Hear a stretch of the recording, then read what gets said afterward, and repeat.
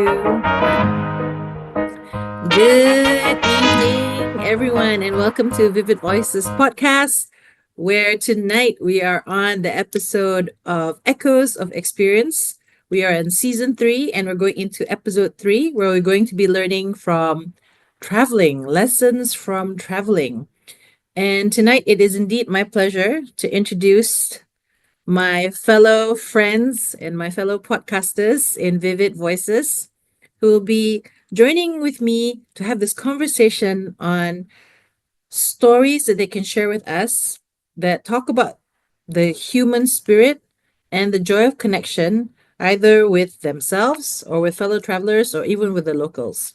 Now, all of us here have different experiences and come from different locations and different countries, and that the concept of travel doesn't necessarily mean somewhat long distance. It could actually mean a short distance. It could even mean migrating to another country, or it could even mean going from point A to point B. Anything that involves traveling by plane, by car, by road, by bicycle. It's up to us tonight how we want to have this conversation because everybody's experiences are different and what we get out of it is different. And that's what we like to share with everyone tonight. So we're all going to take turns to ask each other questions and also to answer these fantastic questions. Before I move on, I'd just like to introduce who we have in the room tonight who'll be joining us in the conversation. We have Francis. Say hi, Francis. He's currently in Limbang. Hi everyone, I'm Hi. Francis. Hi, Francis. And where are you originally from, Francis? Tell everyone. Okay, so just to share out with everyone, I'm Francis once again. I'm actually from Kuching, Sarawak, one of the small city in Malaysia. All right. So I was from Kuching, Sarawak. I originated from there, and now I'm currently working in Limbang. It's a very small town in between Brunei. That's all from me, Rosanna. Thanks, Francis. Happy to have you here. Then we have Hanan. Hanan also has traveled very far, settling in Kuala Lumpur at the moment. Hanan, introduce yourself. Where are you from originally? Hi, Rosanna. Thank you. Good evening, everyone. Okay, I'm Hanan Al-Faqih. I'm Arab. I came from Saudi Arabia. I'm originally from Yemen. So I came to Malaysia first to study, to do my degree, first in Kochi, in Samarkand, in Sarawak. Then I moved now in KL to do my master. Wow. Happy to have you with us, Hanan, all the way from Saudi, originally from Yemen, studying in Kuching and now in Kuala Lumpur. And next we move to Faisal, who's in my home country. What's he doing here? Faisal, where are you from? Thank you, Rosanna. So I'm Faisal, and from Singapore, the smallest country in Southeast Asia. Literally, we are called the red dot because you can't actually see us on the map. I'm currently living in Brunei because my wife is a Bruneian. So I spend most of my time in Brunei actually, but occasionally I do commute back to my home country of Singapore. So I travel actually quite often from Brunei to Singapore. Back to you. Wow. Thank you. See, we're all travelers in one way or another. And just to introduce myself, my name is Rosanna. I'm from Brunei. I've been a diplomatic kid, meaning to say that my parents were diplomats, and I've had the opportunity to visit countries in which my father was posted, which includes the Red Dot, Singapore, Bangkok in Thailand, and also Hanoi in Vietnam. And I've studied overseas in the UK, and I generally love traveling so long as I have the money. But that aside, let's begin tonight's conversation. And let's start with the very first question that I'm going to ask all of you tonight is whenever you go on a trip or wherever you intend to travel, do you usually set out some objectives or intentions? Let's ask Faisal. Thank you, Rosanna. So the question was if I were to go on a trip or a travel, will there be any objectives or intentions? Well, as a typical Singaporean, we like to plan. So for every single thing we do, we always have to have a plan. There must be an objective. So the answer to your question is yes, there will always be an objective. So unfortunately, I'm not like those who like to actually do something randomly. Like just okay, I'll book a trip to say Malaysia just for the sake of for the sake of it. So there's always an objective behind the travel. Uh, it's actually been a long time since I actually went somewhere just for on vacation. So most of my travel recently has always been from Brunei to Singapore, and from Singapore back to Brunei. So yes, as there is always a reason for why I travel not these days. Back to you, Rosanna. But even when you went to Miri last time, That for also was birthday? there also was a reason behind that, because I wanted to go to Singapore, so I traveled to Miri just to get a cheap flight from Miri to Singapore. So Oh, there right. was an Okay. objective behind it. Okay. So a man with a plan every time he travels. Okay, let's find out from Hanan. How about you? Do you have any intentions or objectives when you travel? Sure. I agree with Faisal in that. I don't think I would book a ticket and fly without any objective. Like, there's always an objective. It's either to uh, education, to attend some event, or even if it's for just pleasure, to have fun. And I remember the first time we came to Malaysia, it was after my father get retired. So it's like having fun and a holiday for him. After this long time of working, a holiday for him.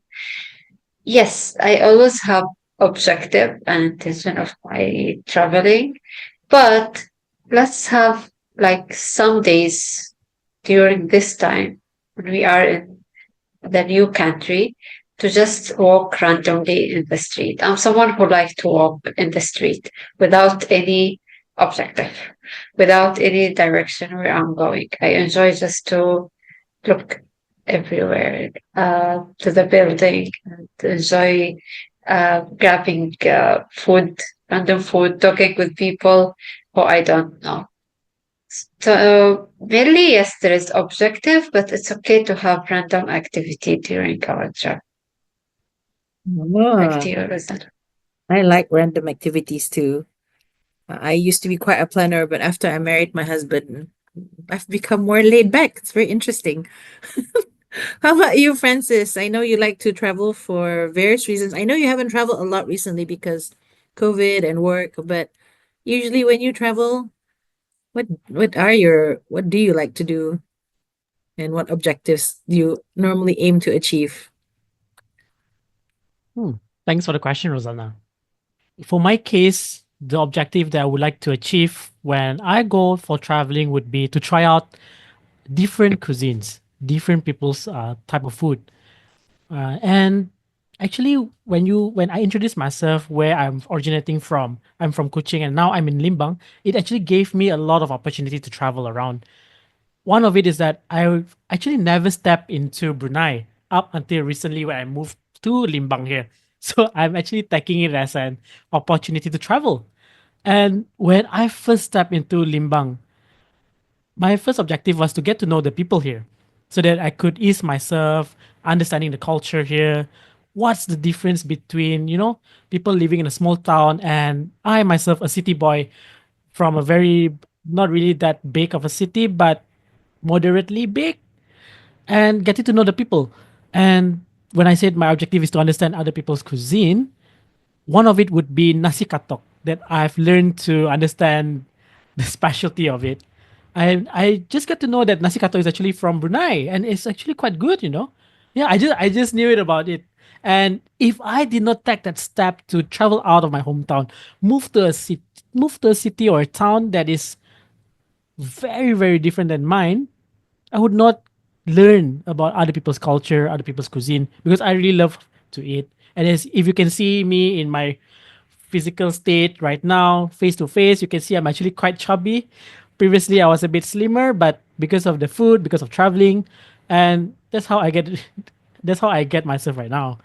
And being here in Limbang gave me the opportunity to look around, look at the different people that's living here, not only in Brunei, Limbang, but also places like Labuan, KK, and so on. And that's all from me. Over to you, Wow. Rosanna. I do like nasi katok myself. I don't know if Faisal's tried nasi katok before. Of course, it's my staple food, Rosanna. So I Oh. have it almost every day. Can't live And, without it. and then nasi katok is actually rice wrapped in paper with some sambal and fried chicken. And the origination of the story is that you have to knock katok on someone's door to buy it in the middle of the night, and that's how it's got its name, nasi katok. Okay, so Francis, maybe you would like to ask us some questions. Oh yes, yes, I do have a few questions. This would be a question to all travelers here. I believe all of us here travel a lot. So my question now would be: do you prefer traveling solo, or do you prefer traveling with a companion, be it your family or your friends? So let's start off perhaps with Hanan. How about you? Solo, definitely. Definitely. Uh, Maybe because no one around me interested in the same thing I'm interested in when I travel. Usually when I travel, the last thing I try to visit is a mall, shopping mall, this market. I like to go to a museum. I like to visit new places that I don't find it, maybe religious place, something like that. I'm kind of people who prefer to travel, so actually. It's more relaxing. I'm a slow person. I don't like to be in rush. So if I found someone who understands how slow I am and how relaxed I am and do some things slowly, maybe I would travel with them. Always my plan is for solo traveling. I never think of group traveling like how others doing. Thanks, Hanan. But I I may really travel resonate to. to see someone. Maybe I travel to see someone, but I will travel alone also. Oh, okay, okay. That's interesting. I actually do resonate with what you just mentioned just now because I also do love to travel solo because less hassle and less responsibility towards other people with us, right? And perhaps I would like to also ask Faisal, do you prefer solo or with a companion? Why? Well, Francis, that is a great question. So when I was still single, I did love to enjoy. I do love enjoy traveling solo because like Hanan, I don't like to be rushed. And when I travel, I'm not the type who actually likes to go around seeing things and going here and going there. I like to just stay in the hotel and relax and chill. So I'm a very kind of like chill person. But when I got married, my wife actually likes to go around, likes to see this and see that. So I have to actually tag along with her. So it's actually a good thing in the sense whereby if I'm traveling solo, maybe I might not get how you say my full money's worth of the travel because I don't see the new attractions. I don't get to see the new places, the new locations. But when my wife travels with me, she will drag me along to let's go here, let's eat at this place, let's go and see this, let's go and see that. So there's a certain kind of advantage there, have traveling with someone who likes to explore. And I say that I still do enjoy traveling solo once a while, but it does make it much more exciting if there is someone who is a companion who comes along with you for the ride. Yeah, back to you, Francis. Thank you, Faisal. I I do understand the need to have a companion as well, especially when sometimes, when we get bored as well, when we travel alone, we do not know what we want to explore, and perhaps another set of eyes could actually help us to open up, a door of opportunity for us there. And I would like to ask Rosanna, how about you? I'm an extrovert, so I like being with friends and family members. Lately, I've developed a phobia of traveling alone, more specifically related to being alone in hotel rooms because I have an overactive imagination and I cannot sleep in the dark. So it's always good to have some companions. But otherwise, I like being able to plan for people I'm traveling with because I have friends who are like Faisal. They don't know where to go, what to do. So I'm the one who's, let's go here, let's go there, and full of excitement. And then there's other times where people want to go somewhere, and I'm the kind of friend who will go with the flow. So I really like accommodating to what people want to do, even if it's not interesting to me, but I like to keep an open mind and see what I could gain out of it. Like Hanan, I also like to go to museums. My husband makes me appreciate museums so much more as well because he really loves history and culture. So I learn a lot from visiting museums. For example, when we went to Kota Kinabalu a couple of months ago, my husband goes, "We come to KK so often. How about we go to the State Museum?" And I looked at him very strangely. And I go, Bruneians come to KK to shop, right? And he goes, "Yes, but we've been to all the shopping malls. Maybe we should do something different." So we took a grab to the museum. And I was like, out of all the years that I've been to this place, I've never been to the museum. And it was wonderful. It was sweet and simple. And I got to learn about Kota Kinabalu in general. And of course, there's always that historic connection between Brunei and Sabah. So it's really nice to see like historically like how we're connected as well. And my children had a good time, and that's what matters a lot as well to me. So I'm definitely one to travel with companions. I can't do it on my own anymore. Thank you, Rosanna. Maybe one of these days I should go and visit the museum in KK because I have not been to a museum for quite some time. All right, I think that's all from me for right now. I believe Hanan might have some questions for all of us here. So perhaps I would like to pass this stage to Hanan. Do you have any questions for us?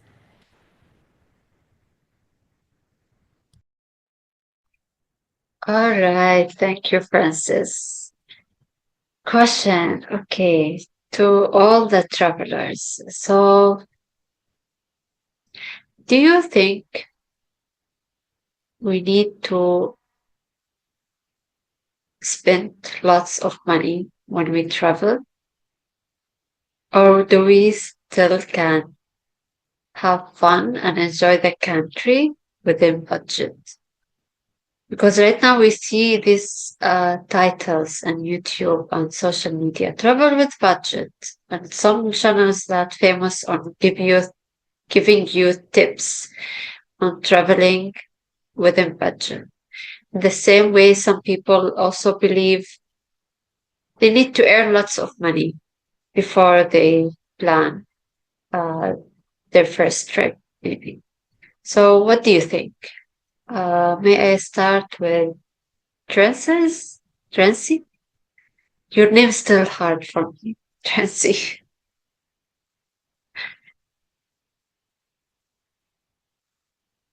That's for me, is it?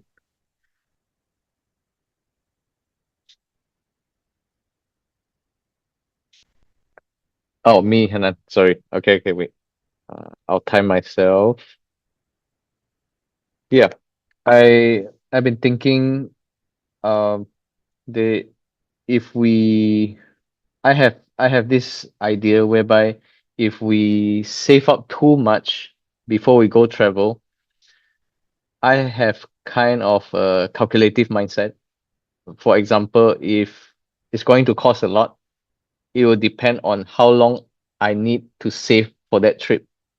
And I'll calculate based on how many hours do I have to work for that money in order to go for that trip.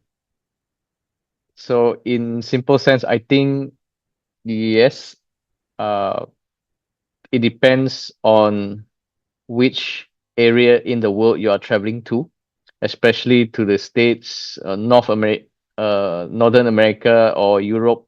We need slightly more money, or even to Australia. Otherwise, the rest of the places you do not. I personally think we do not need to splurge too much because most of it is quite affordable, and also because I have the benefit of traveling slightly cheaper due to my career. So I get the opportunity to use more of my savings to splurge on my travels. And that's all I can think of. Thank you. Back to you, Hanan. Thank you, Trancy. What about you, Rosanna? What do you think? Do we need to save money for traveling? Do we need to think of traveling within budget? What do you think about it? Hmm. I know that when I travel, I always have to manage the cash flow. So, meaning to say, at this month we can buy the ticket, and then the next month we can book the hotel, and then when it's finally the month of travel, I would have set aside some money that would help take us through mentally. Mentally, I would say, okay, I have this much amount of money in my bank account to use the debit card, and then on the other hand, here's my credit card just in case that money is not enough. And then don't forget, let's prepare some cash. I think it really depends on who I'm traveling with. So if I'm with my family, I definitely need a little bit more funds because my children see random things. And usually when I travel, I'm feeling generous when I would choose to buy those things for them. And I've also kind of like I recognize that sometimes it's good to stay at budget hotels, but really I did stay in a budget hotel recently when I went to Singapore with my daughter for a concert. I was really regretting the decision. It was such a bad decision. The aircon wasn't working, the room was windowless, the door didn't lock properly. I discovered that because the cleaner walked in while we were still lying down on the bed in darkness. The TV wasn't working, and so on and so forth.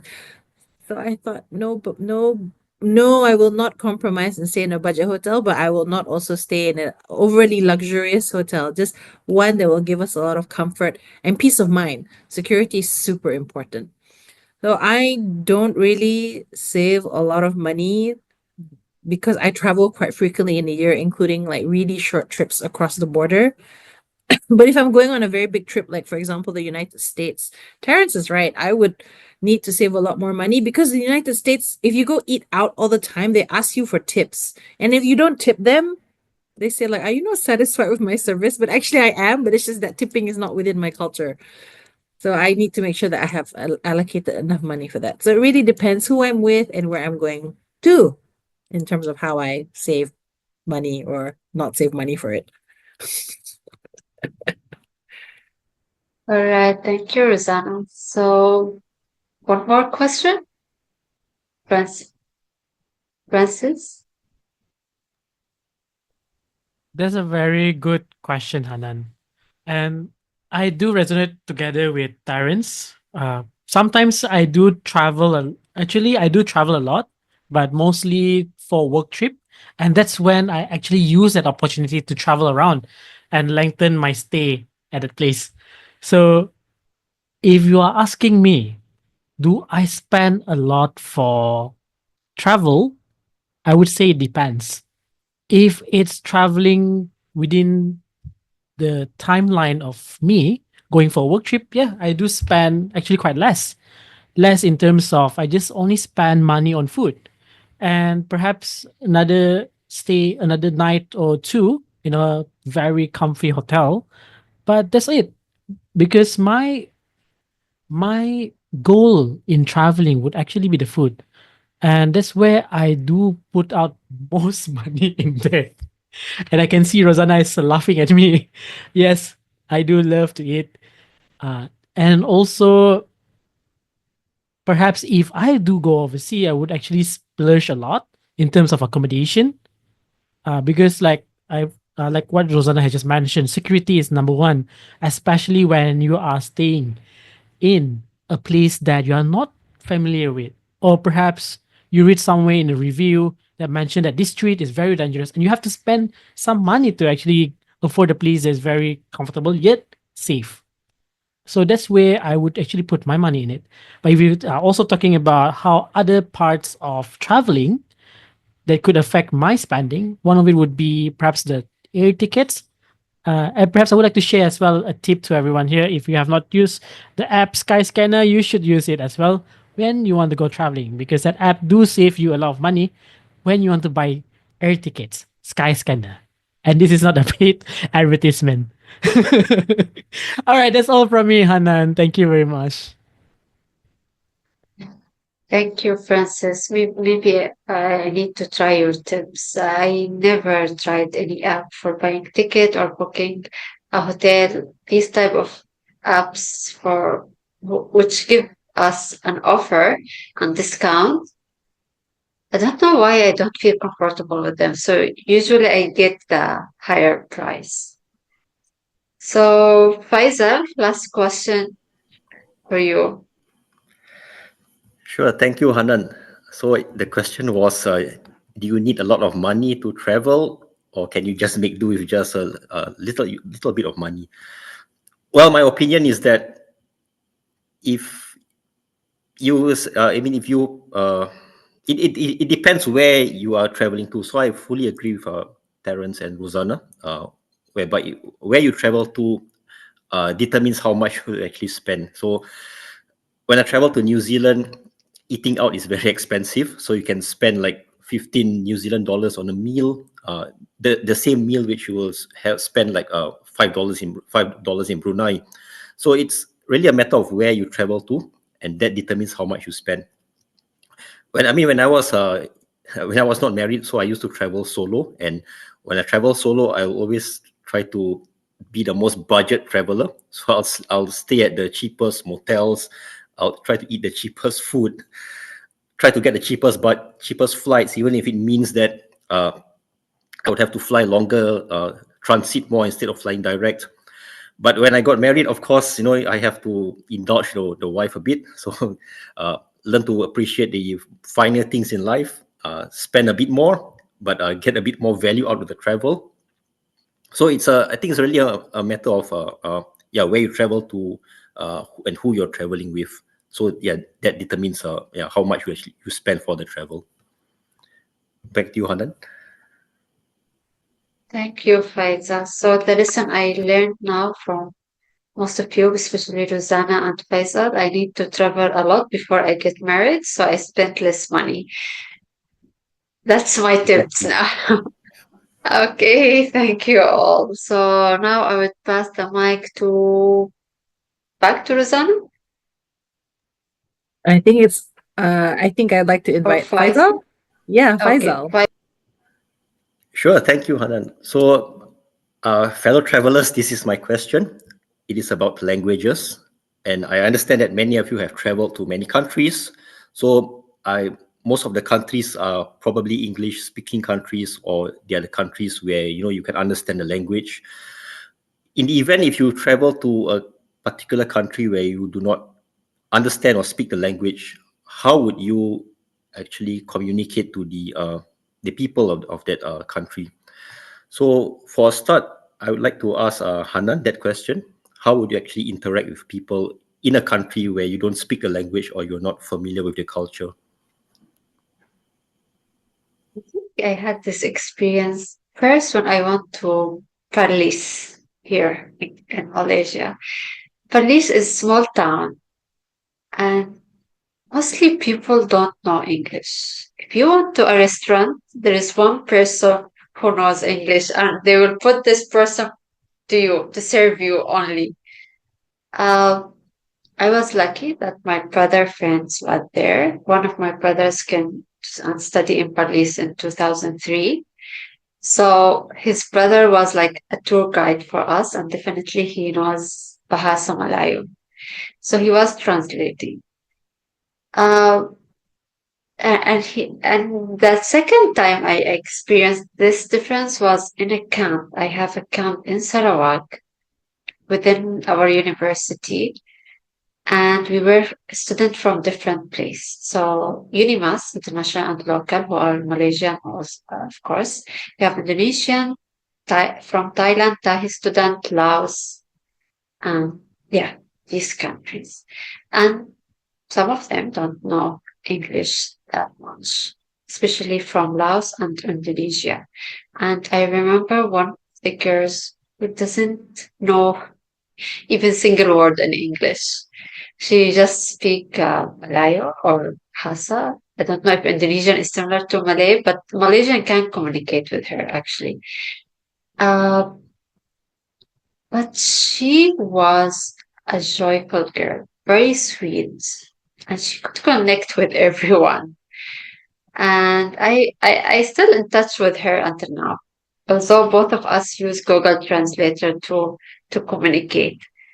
But this approved for me that as long as we want to communicate, language will not be a big boundary. The boundary is there when we create it. So at the same time, I have the other side where language unfortunately result in a bad experience. And unfortunately, it's mostly in among university environment. So I think it depends on the both side. Do we want to communicate or not? So that's for me. Back to you, guys. Thank you, Hannah. That's a very interesting perspective whereby, language is not the only way of communication. So there are other ways, you can communicate. I like that very much. I'd like to ask Kirsty that question. Oh Kirsty, yeah, if I'm you could share there. your I'm here. perspectives of how, have you traveled to a country or place where you don't speak the language and you don't maybe you don't understand the culture. How do you actually communicate with people in that country?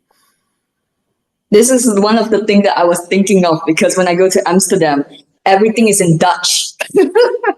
And then the worst part is I was so clueless because every direction places are all in Dutch and I don't really know how to use the transportation. So the first night was really like, what is Sloterdijk? Where is this? Where is Amsterdam Central? What is that? Why? Especially when you go to the bus station and the map, everything is in Dutch. You think like Google Maps will translate to English? No. So we were very lucky because my friend has another friend who, he was born in Amsterdam, so he was able to come and help us. But if he did not come, I think we will be stuck in a bus stop and not sure what kind of bus to go on to. So definitely, I think that is where the language barrier comes. Like, even though Amsterdam, there's a lot of people who speak English, like directions, the map, information are all written like in Dutch. So it's a bit hard sometimes when you go to the places in Europe. Well, but then you can always use Google Translate or try to go to Reddit. Sometimes Reddit have some information on like transportation on or the culture of the country itself. Because I remember reading things like, especially, if you go to Reddit, you come to the UK, even though we all speak English, the UK culture can be a bit different. Like, you must all stand at the right side in the elevator, or British people don't like it when you do this thing or that thing. So be aware of how other people act in Europe countries and other countries, because what you do may not be acceptable, or they may find it offensive. So yeah, be aware. Thank you, Kirsty. And I'd like to ask Ilios the same question too. Ilios, are you there?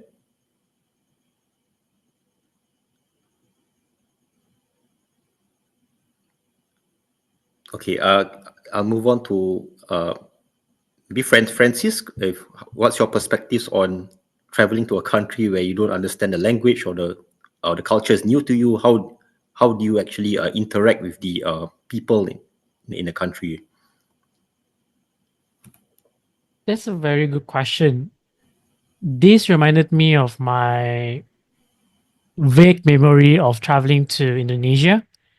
And I believe people would mention that Bahasa is a very well known and understandable language, even amongst us Southeast Asian countries that actually uses Bahasa. But little did everyone knows that each and different parts of the country itself has different types of Bahasa. And when I went there when I was still young, I believe I was in Form 2, the secondary 2 in my high school, or younger, or vague memory, I do not understand the way they speak at the time.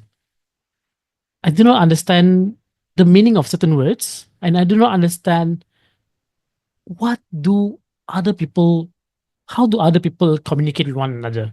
And luckily for me, I do have an auntie that actually originates from there. And one of the things that I've learned is that when you go to a certain country that you do not understand their language, or perhaps that you do not understand their culture, it's good for you to have someone next to you to be there with you, to help you to explore their own culture, their own language, because perhaps, like what what I've just asked earlier on, solo traveling, maybe it's something that we like, but sometimes we need someone to actually help us, to assist us to understand better their culture and their languages. And that's when this person comes in the form of my auntie to help us out. And through her, I've actually learned and understand the culture of people there living in Indonesia. And to be more specific, it was an opportunity for me to travel to Lake Toba or Danau Toba, as you know, some of you might know, it's actually a volcanic lake. And my auntie actually is from there. And when she brings us around, communicate with the locals, and that's when I understand that we, even though there's a language barrier for all of us here, especially from different countries, something that I learned, and that would be all of us share the same humanity in all of us. And that's when language barrier perhaps is not something that separate us from one another, but something that could unite us together. And that's after understanding all of this, I've got to learn more languages after on, especially right now. I'm currently undergoing a few language lessons. I'm taking German, French, and as well as Japanese just for fun. And perhaps one day I would like to travel to these places and communicate with them, the locals there. All right. That's all from me, and I would like to pass back to Faisal. Thank you, Francis. Yes, I do agree that having someone living in a country where you visit, it really does help a lot, be it a friend or relative, and of course also learning a new language. Yes, I'm also learning German and Arabic, so I think it does help if you learn a foreign language, and it will really, I think, it really endear you to the locals if you can actually you can communicate a little in that language. So I think that's all from the questions from me. I'd like to pass the floor back to Rosanna. Thank you very much, Faisal. So I think that's a really great question about language and about connecting with people.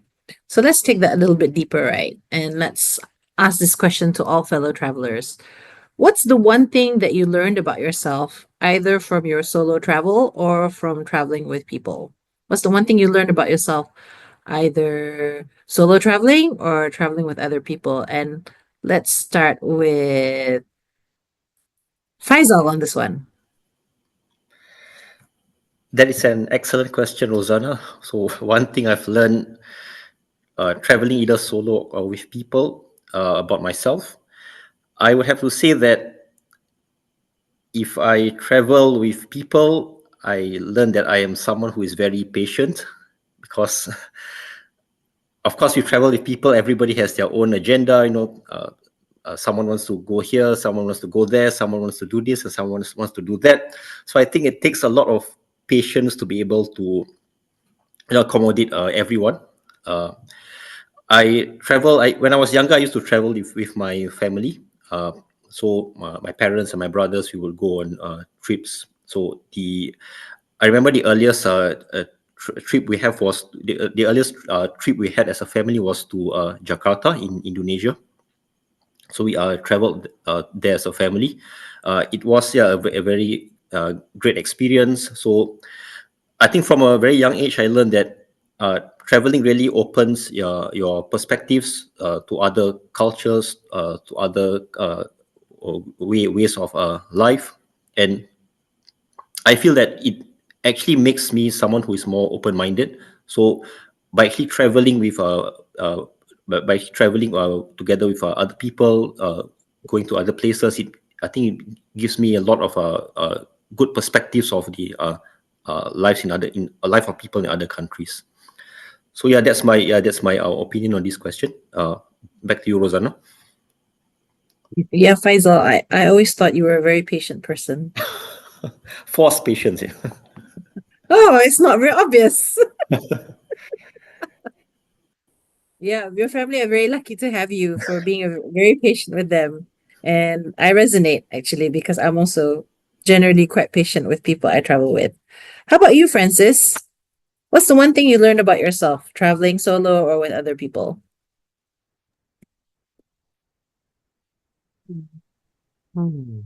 That's a very good question, and it makes I have to think more about this.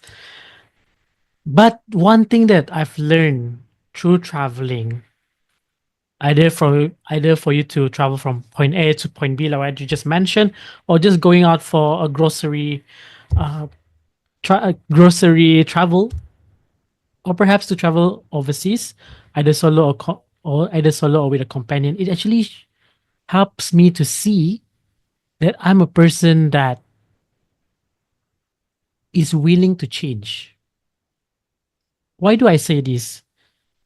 Back when I was young, I believe all of us grow with biases, or all of us grow up with stereotypes here and there. And that's when we do not know better, because we only learn from all of our parents, all of our guardians that we have in our lives, be it our teachers, our neighbors, or someone older like our siblings. And when you go for traveling,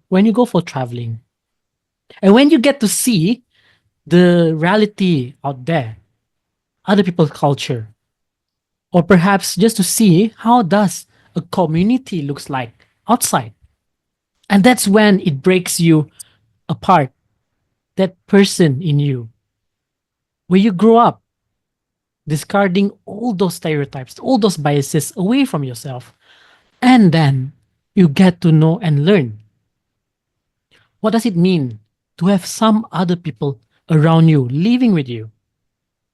And that's when the scales on your eyes actually shaded away, because it's very hard for us if we do not travel around often, be it like from point A to point B, or perhaps to another district, or perhaps to another country. It is very hard for us to actually look into the reality of people living there, to look the differences of people there that actually we really need in our life, because we do not know. Perhaps that person has actually a lesson for us to learn. And that's, for me, a willingness to change. And that's where I learned that I'm still a person that is going through changes, and I'm still a person that is going through life in growth. And that's all from me, Rosanna. It's true. Like we grow up with all those biases and stereotypes, and what a better way to appreciate other people is to see the world.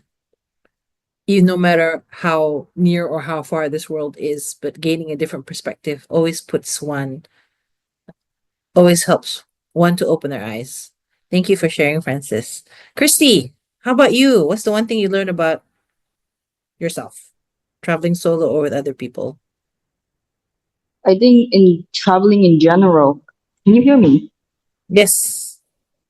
Yay.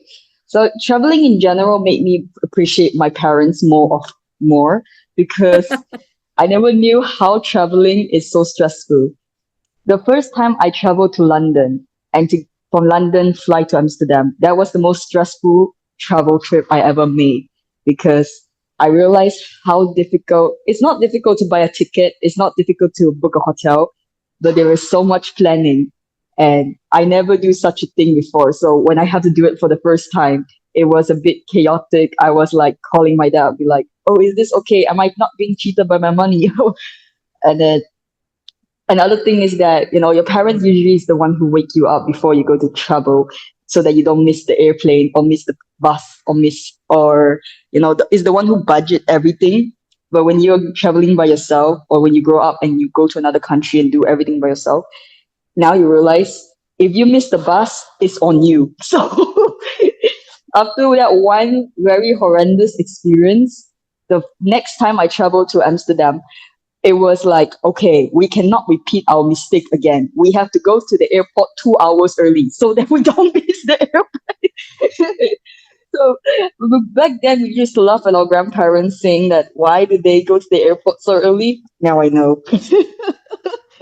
I do that. I even have to book like a hotel near to the airport just because I'm scared that I woke up late to the airplane. So yeah, definitely deep appreciation for my parents now. Thank you, Christy. That's what I would say adulthood, but I don't necessarily think it's adulthood. It's just lessons from our experience and applying those lessons really quickly, which you did. Hanan, how about you? What's the one thing you learned about yourself traveling solo or with other people? I think when you travel, you discover few qualities in your personality that you never or you didn't notice before. How your life and your background and your experience in life affect your personality. So the first things I realized is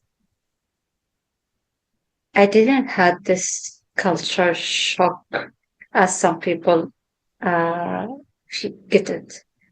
So I'm speaking about Malaysia because this is the country that I came mostly. So I don't have this culture shock. Maybe this is because people around me are coming from different culture. Even my relative, we don't belong to the same culture. We came from different culture. So here also in Malaysia, there's a lot of international students. So when I meet people from a different country in Africa, Asia, or even other Arab country, some Arab actually, it's first time for them to meet each other in Malaysia.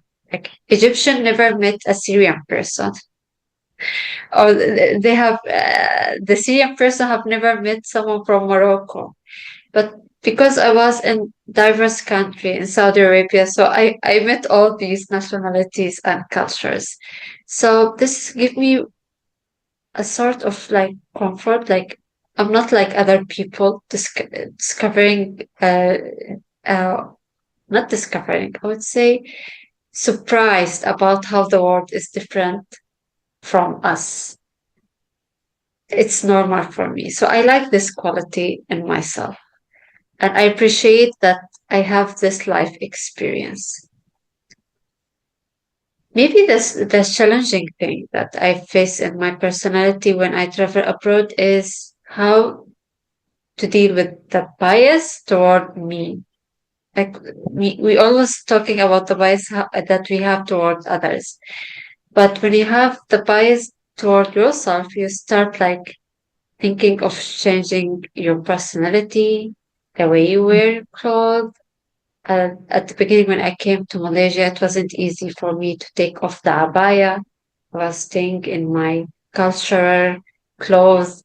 Uh, and then I start thinking like maybe if I change myself, the way I wear, the way I talk, what I like, what I don't like, I can be more social. But then you find yourself like, no, I need to be comfortable with myself. I'm proud of myself, and the others need to discover this different side in the world. You got my point. So it should be from both sides. We learn from others, and others learn from us about different culture also. So back to your son. I like that. I like how you grew up in different cultures already, and so you have an appreciation of differences. And I like that little point of reflection. It's like, do you change yourself or do you just be yourself? But then when you said that last point about like you have something to learn from people and other people have something to learn from you, I think that really is quite profound, in my opinion, that thought. And I think a lot of people need to hear this. It's really important. Okay, so we have 15 minutes left of our conversation tonight. So that leaves the three of you to ask your questions to us. So I'll hand the floor back over to Francis. What question do you have for us? Thank you, Rosanna, for the thank you, Rosanna. So now I would like to ask our fellow friends here, if perhaps do you have any one small but powerful moment from your travels that sticks with you? Is there any scenario or perhaps a situation that you have learned through that travel? Perhaps I would like to ask Terence if you have this kind of experience. Right. Whenever I go travel, one of the lessons just go with the flow. Don't complain too much on whatever happens. Whatever we plan, and in case it doesn't go well, just go with it and enjoy the trip that you're supposed to be happy with, whether you're traveling solo or with your friends or family members. It doesn't matter, because we need to remind ourselves it's a holiday, right? It's a holiday, it's a vacation. We're supposed to enjoy ourselves, take the stress away. Don't focus too much on the shortcomings itself. And because we have limited time on where we travel and where we take our holidays at, so use that time fully to ensure you experience the different cultures, the different experiences you are seeping into yourself. Just enjoy. That's all I have to share. Back to you, Francis.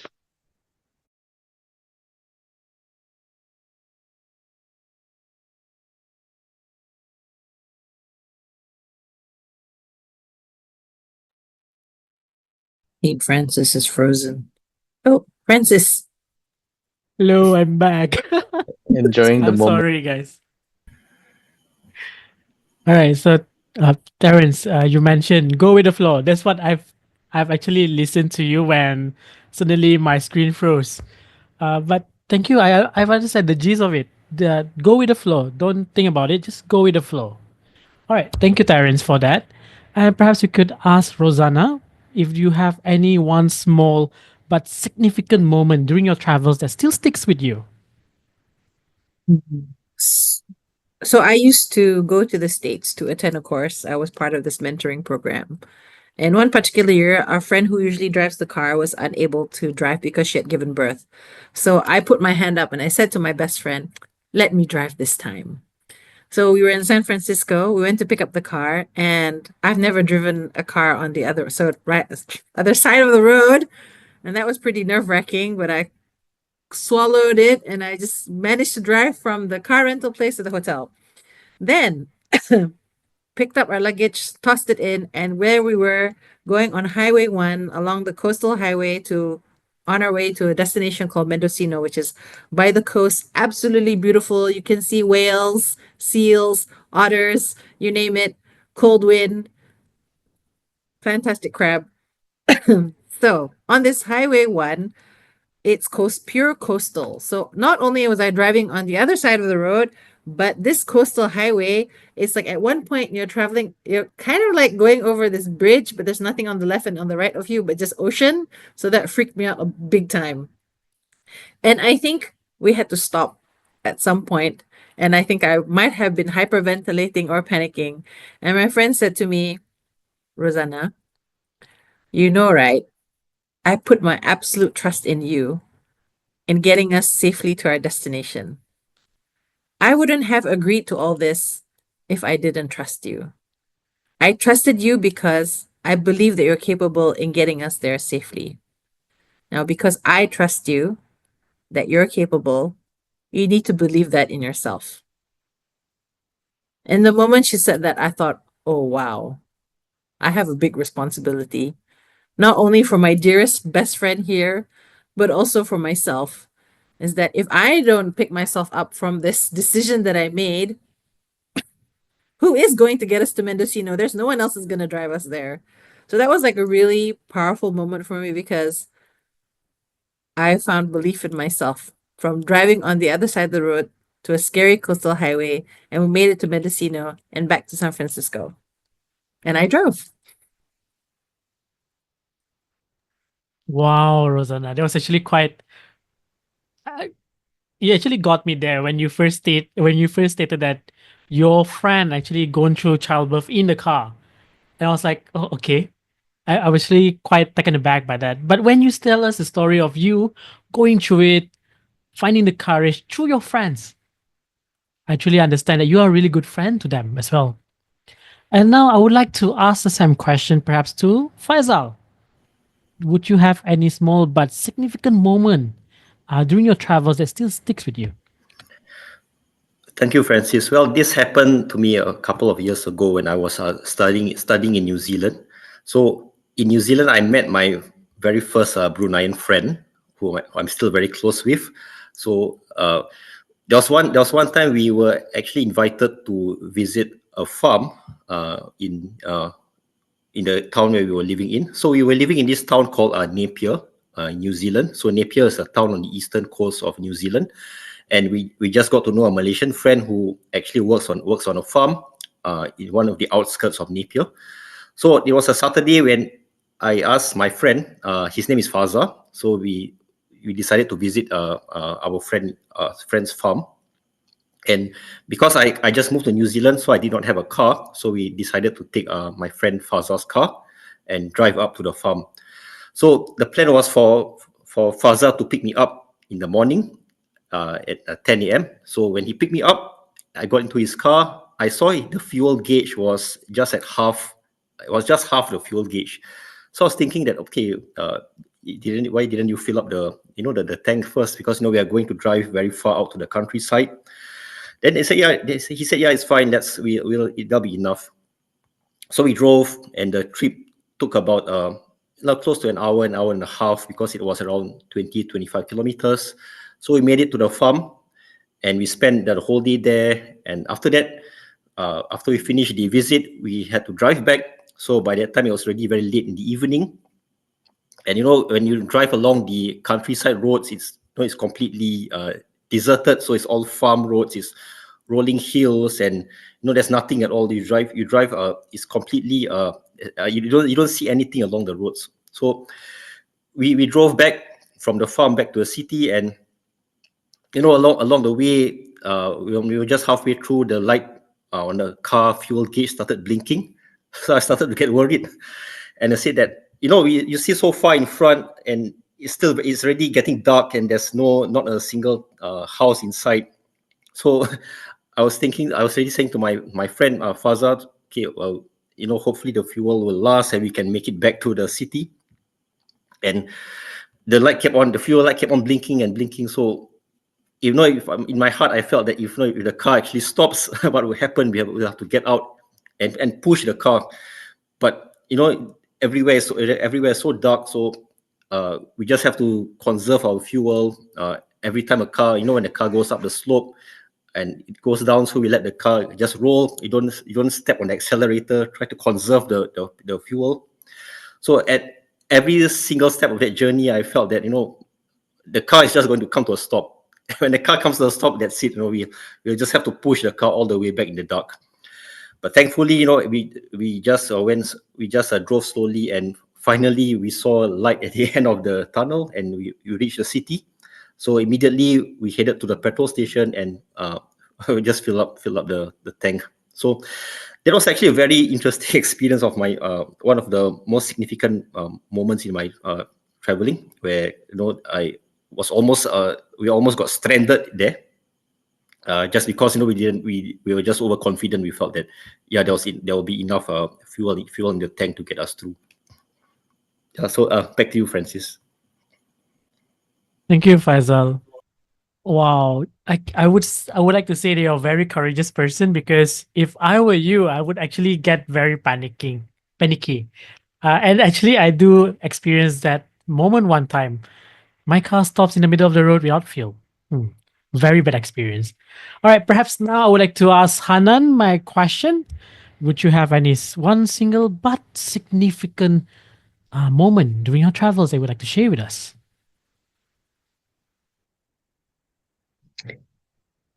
Uh, I can't say one significant moment, but for me, when I travel and visit new place, I think the most special time is the time you spend it with locals. And I usually advise people don't go to a country or a state without communicating with people, with local as much as you can, even if it's just for a few minutes. So for me, the moment I visit my local Sarawakian friend's house for Hari Raya or Chinese New Year, it's the moment I will not forget. The moment I sit in a table with the just local people who try to tell me about their country and state and culture, is the one I will not forget. I remember one day I sit, it was like an activity in university, but we sit breakfast with other people, and there's an old man, Sarawakan man, who came to me and he found himself responsible to taught me Bahasa Malayo. So he asked me to keep repeating after him. Berjalan, mampasa, makan, and he keep like remembering the words and telling me how to pronounce it and what does it mean. And he doesn't know what does it mean in English, so he acting for me. I think these moments are the best things when we travel to different place. So yeah, I will never forget this moment when I go back to home. And this is I think the memories that you need when you travel to a different country. Back to you, Francis. Thank you so much, Hanan. Wow, there's actually quite a touching story that you have just shared to us. All right. Thank you. Oh yeah, Hanan, before I pass it on to would you have any question for all of us here? I believe it's your turn to ask us some questions. Oh, uh, do we have time for more questions, Rosanna? Let's do it. Let's just do it. Let's do Just it. do it, Okay. Timer. Okay. So we have time. Let's finish the round. So we'll have you, and then we'll have Faisal, and then we'll have the Okay. evaluation. So we have time. Okay, thank you, Rosanna. So my question is, if a child came to you and asked you why I should travel, what I'm going to learn from traveling that I will not learn from different experience in life. I like to relax in my home country instead. Why I need to make this effort? So what's your answer is going to be? Let's start with Faisal. Thank you, Hanan. That is a very interesting question. I'd have to just think a little bit more on that.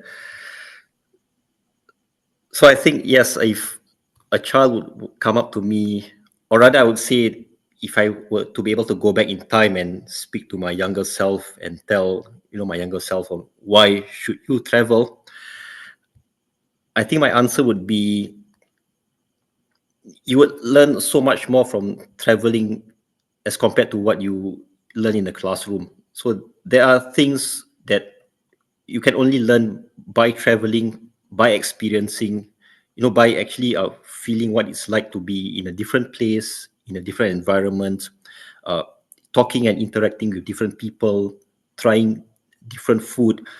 So what I would say is that, if you travel, you engage all your five senses. So that's something that you can't experience by watching video or listening to someone talking about traveling. I can tell you many stories, but you have to experience it for yourself. You have to go out there and actually feel, see, taste, and listen to what it's actually like. So I think that's what I would give my advice to my younger self, to travel, because that's the only way you can actually experience everything. You can get a full sensory package of what it's like to experience something that's new. Yeah, back to you, Hanan. Okay, thank you, Faisal. What about you, Rosanna? I think I would tell the child that you would learn independence, because I've taken my daughter on so many trips now, and she's learned to pack her own suitcase. She's become very adept at being a traveler in that sense, knowing what to bring and making the decisions on what kind of clothes she wants to wear. I think those small things make a big difference when you're growing up, because you could throw the kitchen sink into the suitcase and still think you don't have enough stuff. That's so in terms of the independence. I remember that when I traveled to the UK for the first time on my own. Actually, when I traveled to Las Vegas on my own to attend the Toastmasters International Convention, that was really scary. And I was already an adult. But it makes you alert of the situations that you're in around you, the people that you're talking to. What are you doing with your belongings? And how are you going to fill up your time? And making sure that you're responsible for your own money, making sure it's not lost, you have enough funds and things like that. So I would really encourage the child to travel, really to learn about independence, because staying at home, you're so cushioned by what can be provided for you. But the moment you're out there, you just have to rely on yourself. Yeah, over to you, Hanan. Thank you, Rosanna. I agree with you. And actually, being independent make you more confident and proud within yourself. Thank you for your Rosanna. What do you think, Francis? I think if I could tell a kid the importance of actually go out, travel around, look outside other than your own backyard, I would say go for it. And the reason why is because I think Rosanna has just mentioned really quite well, independence. If I have a kid, I would tell them, go study abroad, or perhaps go and study elsewhere, not in your own local place here. Because you can only get a lot of information and experiences when you are outside of your own backyard. Because, like what I just mentioned, your own backyard, the only things that you can see is just that one small plot of land that you own, then there's nothing much. But the great adventure lies beyond that plot of land. And that's when the opportunity of you experiencing a lot of things is just out there. And I've listened to a recent podcast uh, a few days back where they mentioned that in a lifespan of a human, no human can do everything that they wanted in their life. Not every human can actually experience all of those really, really amazing things in life. Whether you want to go and fly in a helicopter all around, perhaps towards the Himalaya, or perhaps you want to do skydiving, or perhaps you also want to actually scuba diving in the Bahamas and whatnot. No humans can do everything. All humans can only do a speck of dust of all those things. And because of that, a lifespan of a human is very short, that you should actually travel around and just discover what is outside there. And when a kid asks me if they really, really do need to go outside to travel, I would say yes, go for it.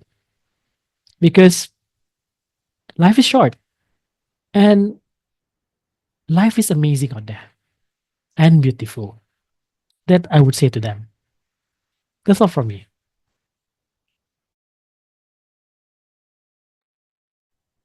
Thank you very much, Francis. I agree. In traveling, you find a different type of joy, actually. Uh, so, Francis,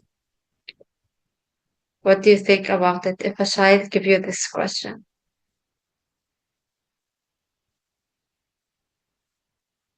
Right. If a child came up to me asking that, I would really strongly urge the child, please go see the world. Reason being, when I was a child, I used to think that the world was really small. I used to think that there was only one Terrence in the whole world. I used to think that I was the most special person in the world until I got the chance to travel. Especially, I started out traveling solo, without family, my parents following me. When I traveled on my by myself, that is when I realized how big the world was, how how much opportunity in the world is available to us, how beautiful the world is, and there's just so much experience and things we can learn from in the whole world. It's just so big, and I just don't know how to put it in words. That it would be a pity if we do not get the chance to travel and see the world, because by only traveling will we only get the chance to understand more about how the world really works, how uh, how beautiful humanity is, uh, especially when you're traveling alone, and how different types of people are treating you in this world, and the hospitality they're giving you, especially when they know you are not from their country, is just amazing. So I would just say, travel the world, sip in all the experience you can, and take it back with you to your home country, and share it with the people you wish, to share the stories to the people you who are unable to travel the world. Yeah, back to you, Hanan. Thank you very much for you. Before I go back to Rosanna, I want to give my answer here, please. So, for me, I think if a child asks me this question, in traveling, I found an answer that I keep thinking about it since I was young. We have this phrase in our holy book, Quran, when we say, خلقناكم شعوبا وقبائل لتعارفوا. We create you from different race and tribes to know each other. And since my childhood, I keep thinking, why to know each other? I think just when we travel, we know why. And the why is really beautiful. And it's something we all need to understanding as a human being and to serve our community, to create better place to ourselves. So travel to know the why. Back to you, Rosanna. Thank you very much, Hanan. I think that's really beautiful. Travel to know the why. I'd like to invite Faisal to ask us the closing question for tonight's podcast. Over to you, Faisal. Thank you, Rosanna. So this will be a very simple question. I'd like to ask Francis first. So, Francis, you have traveled to many places. You have seen a lot of cultures, experienced a lot of different kinds of food.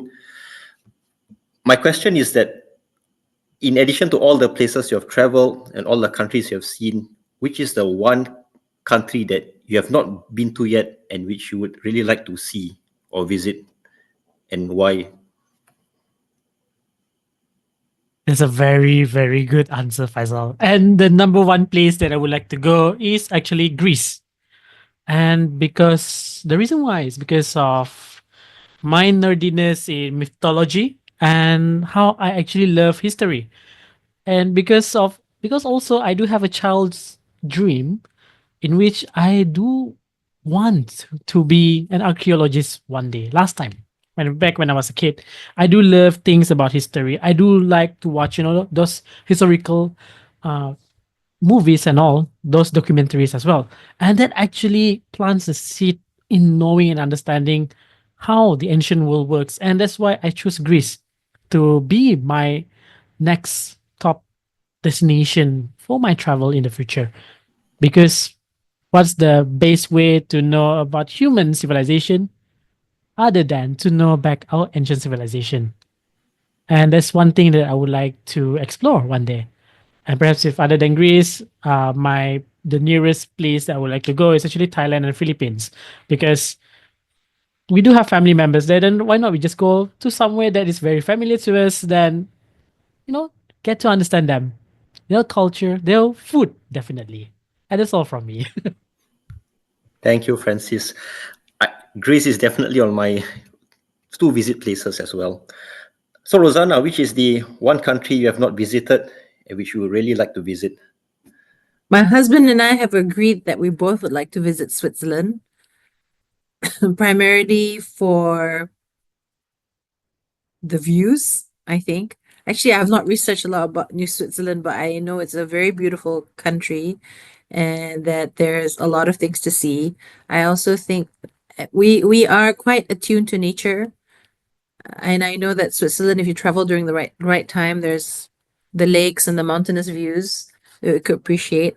Also, I know that if you travel that far, it'll be a good experience for the kids as well, because I've never taken them that far ever.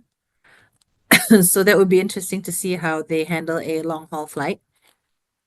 And I think really it's all about creating memories. It's nice to be able to explore a new country together and to appreciate that we have each other in that moment at that time experiencing something special.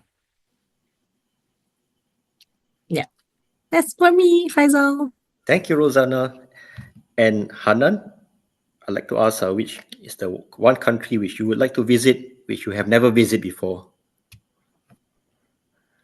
Okay. If you ask me something that I really like to visit, it would be either Italy or Morocco. Why?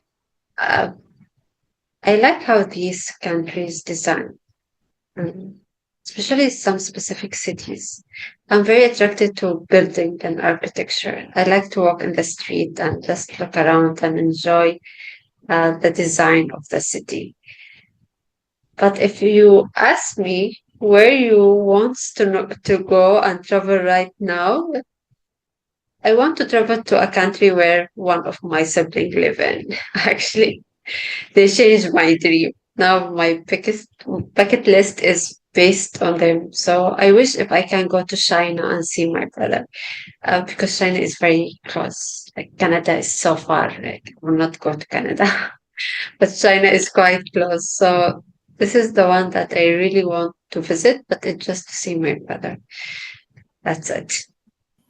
So back to you, Faiz. Thank you very much, Hanan. And finally, to Terence, which is the one country you would like to visit that you have never visited before? On my mind, it's got to be Russia. Because I don't understand the language. We've been seeing a lot of news about how authoritarian the president is, and I would love to visit that country because I've seen my friends travel there, especially those studying to become a doctor. I've seen the photos, how beautiful it is, how friendly the people are in actual fact. I just wish to go and experience myself one day. It's just that I cannot find the time yet as of now. And hopefully, yes, I would like to try some Russian cuisine as well. That's one cuisine I have never tried yet. So Russia would be my top choice for now, if I had the chance.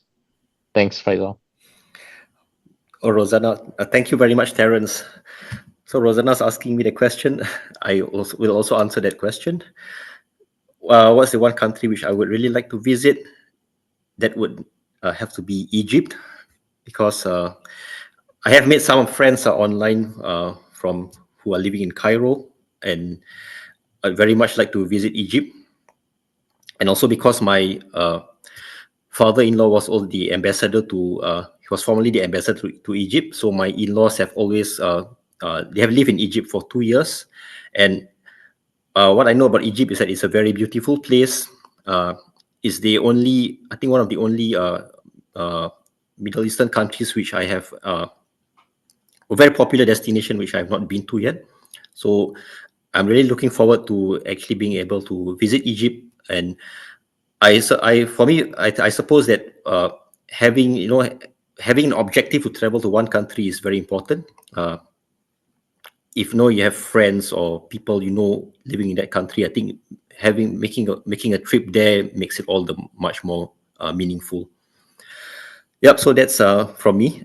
And with that, I'll hand the floor back to Rosanna. Thank you very much, Faisal, for the closing question. And thank you very much, everyone, for my fellow travelers, for sharing that final question of which country do you want to go to and why. I hope that one day we all can go travel together to a country and that we get to spend time together with each other rather than seeing boxes on a screen. So some key takeaways from tonight's conversation is that traveling is an important component of your life if you have the opportunity, and especially when you can have the opportunity to share with other people who've never had the ability to travel, that the experience that you gain from meeting people, seeing new places, opening your eyes to different perspectives will help change you as a person, because you're going to be experiencing the great adventures that you typically will not get in your own backyard. And that could really change you in of the kind of person you can become. Because when we travel with other people, or even when we travel ourselves, but primarily when we travel with other people, we discover a different side of ourselves. We are patient with others. We are willing to break out of our own realities, break biases and stereotypes, really appreciate other people who travel, who have made travel plans for us. And also really is about understanding that you're there to experience a culture and other people are there to learn from you as you are there to teach them something. So I think that's really important.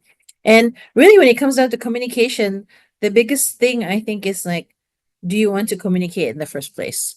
Whether or not you speak the same language or different languages, but if you have the intention to connect and to communicate and to really understand each other, who you are, what you do, where you come from, what your country is like, then that should be nothing that could stop someone from understanding another person, another perspective about who they are, where they come from, what they do, which in turn will enrich your life as well as their life, because they get to share about themselves, you get to learn from them, and you get to also teach them about you. So many fascinating topics tonight that we spoke about, but I really thoroughly enjoyed hearing so many conversations. I really loved it.